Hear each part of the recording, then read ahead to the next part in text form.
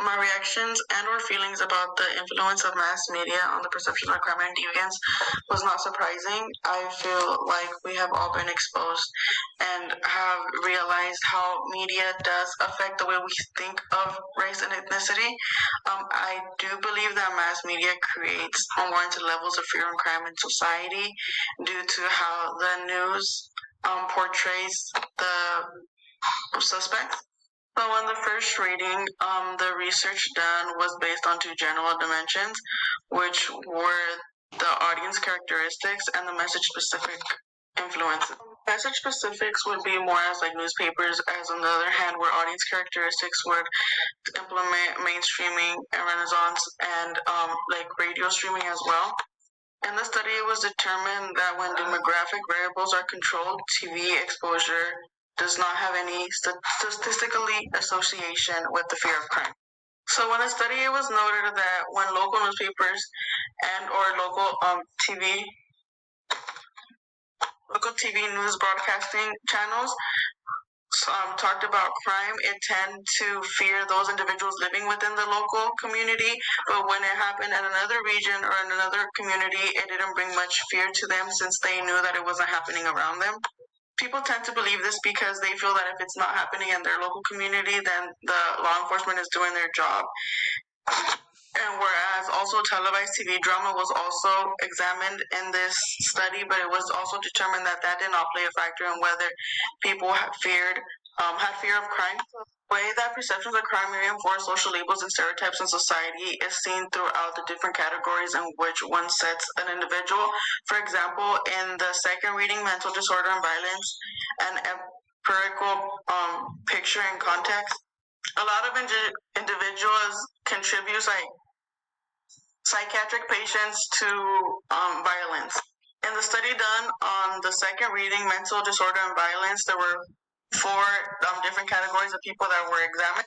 Psychiatric patients who are not substance abusers, primary diagnosis of personality disorders who are not deemed as mentally ill, and then substance abusers who are not deemed to be mentally ill, and people who have psychosis, personality disorder, and or substance abuse that coexists in them. It was determined that those individuals who were alcoholics and drug users were determined to be more likely to be violent than those who just had psychosis alone. It was also determined that most psychiatric patients do not abuse illicit drugs or use alcohol, and also that they are more likely to not cause harm to any individuals that they do not know. If they do cause any violent harm, it would be to people that they know 90 discharged patients. Study also concluded that discharged patients that were alcohol and drug abusers, had previous arrests, and were African Americans were more likely to be violent if they were going back to a community where it was had poor environment. Going back to a bad environment also caused them to have access to alcohol, crack cocaine, cannabis, and amphetamines. This played in correlation of assaults, sexual offending, domestic violences, and dangerous driving. So not all patients that have mental health are violent, but as a stereotype, people connect them since they sometimes get out of the loop and they determine that they get violent. Another stereotype would be seen on the construction of the crack icon, where we see the crack mother icon being explained as well in the article. They connect this crack mother with social problems that include poverty. And an example seen in the article was when Halle Berry played as a prostitute for drugs and was a crackhead in the movie. We also see this in the movie Boys in the Hood, where we see one mother fiending for crack, and the character that Ice Cube plays, where she tends to care more about the crack than her children.